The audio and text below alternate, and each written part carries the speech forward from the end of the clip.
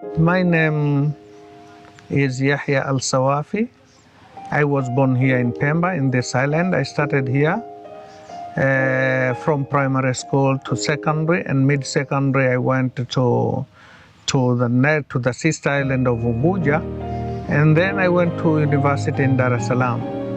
After that, I was working as a teacher at the college, technical college in Unguja. By then, I decided to quit and started the private business, not a business per se, but private activities. And then I started to work with the Carneri Foundation in 1997.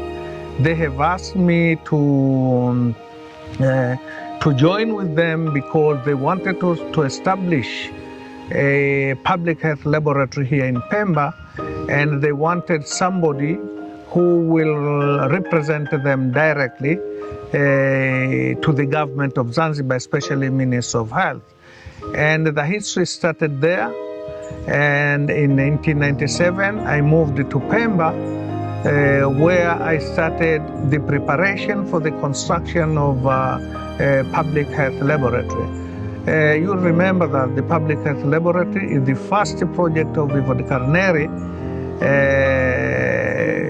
And then the construction ran for 2 years, in 1997 to 1999, actually up to early 2000.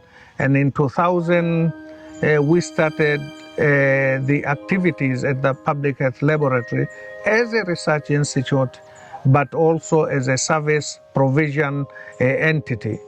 And by then, after this project, the community of Pemba, they were expecting to get health services. And from there, the Carneri Foundation, we approached another NGO in UK, St. Andrews Clinics, to establish a clinic. This clinic was intended for mothers and children only, not for everybody, but ethically we were treating everybody who was coming in.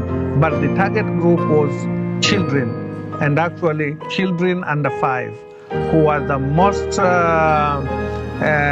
vulnerable group of the life of the people. So because people, they were not much aware, or they were not much having direct benefit as their opinion, and they wanted the foundation to establish a hospital. Then this clinic that we have established 2 kilometers from here, Gombani Clinic, we collaborated with St. Andrews Clinics for Children in Scotland. So that was a much appreciated project that was also supported by the province of Trento in one side, and the other side was supported by the St. Andrews Clinics in UK. Besides that, we had several projects, and these projects was directly the beneficiary was the community, because we are here to work for the community, where the government have a lack of some funds, or their lack of organizational capability, so that the IDCF was trying to help, or trying to intervene where the government has gap. So after that, we have also established the support of surgery project in Chake Chake Hospital, whereby the retired surgeons were brought in from Italy, and they were coming here to stay for 3 months. But this, we saw that it was not cost effective, and we decided to take the local surgeon and to station it in the hospital. And there, but with our support, we were paying salary, we were paying other benefits, and to keep him stay at the hospital. And actually, sometimes it happened that he was the only one who was fully staying in Pemba Island. As you know, this is an island, and it is difficult to refer a patient that need an emergency operation. So you have to have a surgeon on site to take care of the patients in need. And after that, we established the research through the public health laboratory as our main project, but also we focused on the food security. And in this food security, it is the place where we have to work together with NGO Y, based in Italy, but also they have a branch in Zanzibar. So we saw that to work together is more beneficial because they are working mainly in the education sector. We are working mainly in the health sector, and this was part of education and part for health. So it was good for Y and IDCF to work together. And there is where we have started to work together, especially in the project. We acronymed it as AgriCop2. It is mainly a food sustainability in the district of Chake Chake. And Chake Chake is one of the 4 districts in Pemba, lying in the south, but fortunately it is in the middle of the island. And that's why the benefits that is coming from all projects are equally distributed to the whole community of Pemba because of the geographical position. And owing to this, just to come directly to the AgriCop2, where we are working now, and we are now having the visit from Y just to come here to see what we have done, because the Ivory Carneri Foundation is stationed in Pemba, and they are the one who are responsible for day-to-day activities, and I am also responsible for the administration of the project. However, the technical things are taken care of the technical people that are, all of them are coming from the government ministries. We have 3 staff that are coming from the Ministry of Agriculture in different departments, and we have 1 from the Department of Cooperative or Cooperative Development. So these 3, we have carefully selected them. 1 is coming from the agricultural development in general as a local coordinator. We have also 1 from the plant protection, that is to make sure that we are not destroying the environment, but also we are taking care of the plants and other products that we are producing in the project. And also we have a research component that we took 1 person from the research department of the Ministry of Agriculture. And this project was for 2 years. Actually, we started in 2018 and 2019, and we are about now to complete it.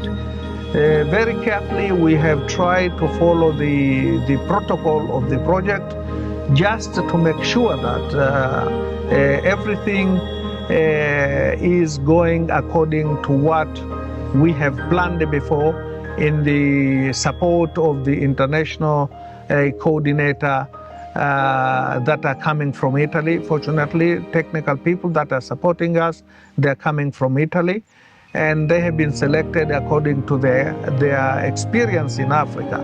And that's why, and they have been here several times, at least coming to my mind is 3 times, and soon they will come again for the final touch of the project. So this is how we have run the the project together with Y. And the benefits that have been obtained through this project, as it has been mentioned by the technical person, the local coordinator, Mrs. Asha, but also we have seen this as a pilot project for others to take care of and to take the knowledge, the technique that has been done, and to be transferred to other cooperatives, because we have more than 500 to 650 cooperatives in Pemba, but we have focused only for these three as a pilot. And we think that the knowledge that was done, it was mainly the intervention, the food intervention itself, food security, but also the technique for growing it, and the technique for storing it, and post-harvest care. We have also tried to find the market for their products. That seem that most of the hotels, tourist hotels, they are interested in having their products. So to the big extent, we think that we have done very well, and still we think there are gaps that we have to follow, not necessarily to be addressed from this project, but we have to prepare another intervention to try to address these problems, and not only problems but interventions, and to support these poor cooperatives that they are lacking mainly of knowledge, because they have to invest of what they have. They have to invest in their working skills, but they need to be guided, and that also is a big challenge. The main thing that we have to thank is the government organizations. I mean the government ministers, Minister of Agriculture, and ministry responsible for cooperatives. Always they are very near to us to help us whenever we need, because we are not working as a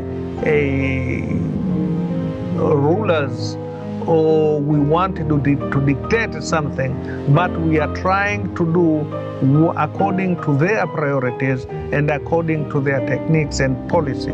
So we are following fully the agricultural policy of Zanzibar.